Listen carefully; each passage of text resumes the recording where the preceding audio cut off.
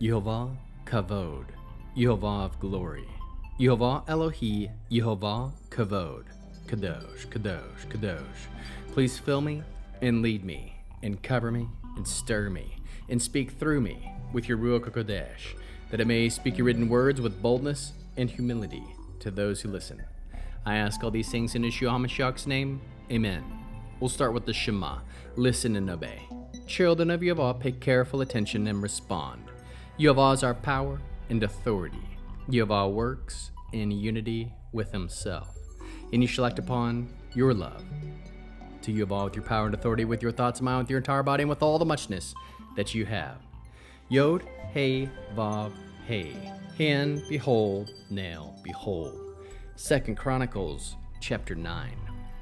When the queen of Sheba heard allthe, the fame of Shlomo, she came to test allthe him with difficult questions.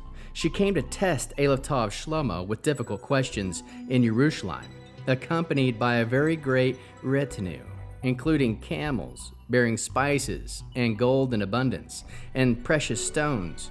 When she appeared before Shlomo, she spoke with him about every allthe thing everything on her heart.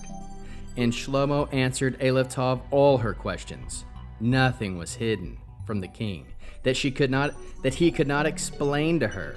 After the queen of Sheba had seen Shlomo's allthe's wisdom, the palace he had built, the food at his table, the manner of seating his officials, the manner in which his staff served him, how they were dressed, his personal servants, how they were dressed, and his manner of going up to the house of Yehovah, it left her breathless. She said to the king, "What I heard in my own country about your deeds and your wisdom is true, but I couldn't believe the report until I came and saw it for myself. Actually, they didn't tell me half of how great your wisdom is. In reality, you surpassed the reports I heard. How happy your people must be. How happy these servants of yours who are always here attending you and get to hear your wisdom, your allthe wisdom. Blessed be Yehovah your God, who took pleasure in you to put you on his throne, so that you could be king for Yehovah your God. Because of your God's love for allthe of Israel and establish them forever, he has made you king over them, to administer law and judgment." Then she gave the king 4 tons of gold, spices in great abundance, and precious stones. There had never been spices like those the queen of Sheba gave to King Shlomo. Hiram's servants and Shlomo's servants, who had brought the gold from Ophir, now brought sandalwood and precious stones. The king used the allthe of sandalwood to make walkways for the house of Yehovah and for the royal palace. Also lyres and lutes for the singers. None like these had been seen before in the land of Yehuda. King Shlomo gave the queen of Sheba everything she wanted, whatever she asked, more than what she had brought to the king. After this, she returned and went back to her own country, she and her servants. The weight of the gold Shlomo received annually came to 22 tons. Besides that which came from customs duties and sales taxes, also in the Arab kings and regional governors brought gold and silver to Shlomo. King Shlomo made 200 large shields of hammered gold. 15 pounds of hammered gold went into one shield. He made 300 more shields of hammered gold, with 7.5 pounds going into one shield. The king put these in the house of the Lebanon forest.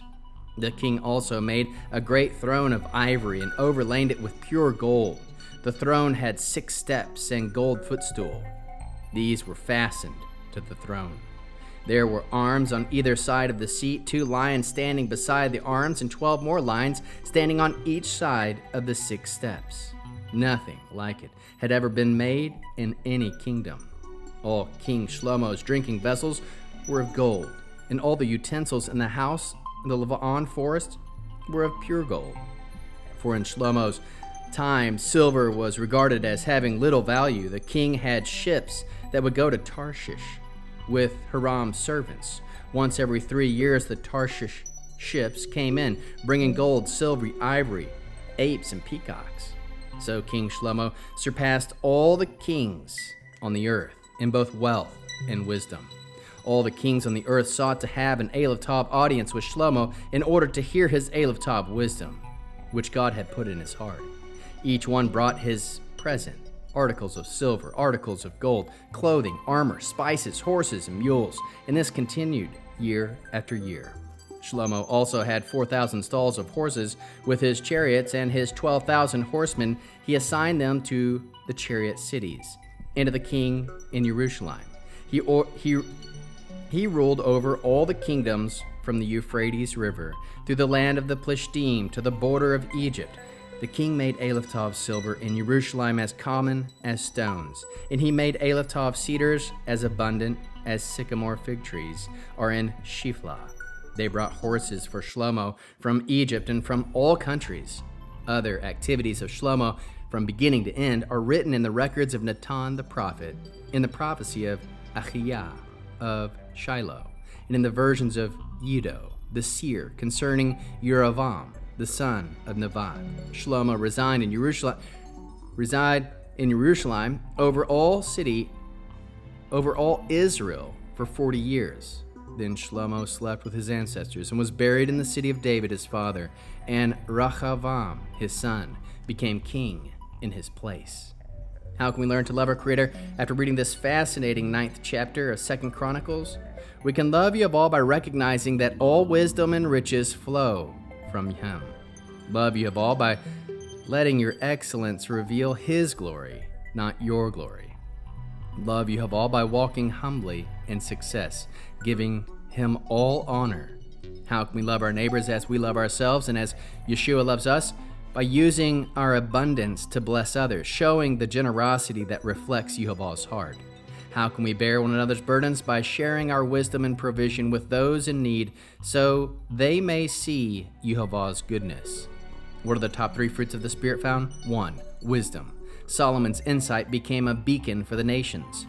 2. Generosity. He shared his wealth and knowledge freely. 3. Humility. Even in greatness, his throne reflected Yehovah's glory, not pride. What is the Hebrew word that encapsulates this chapter? Kavod. Glory, honor, weight. Verse 8. Blessed be Yehovah your God, who delights in you to set you on his throne.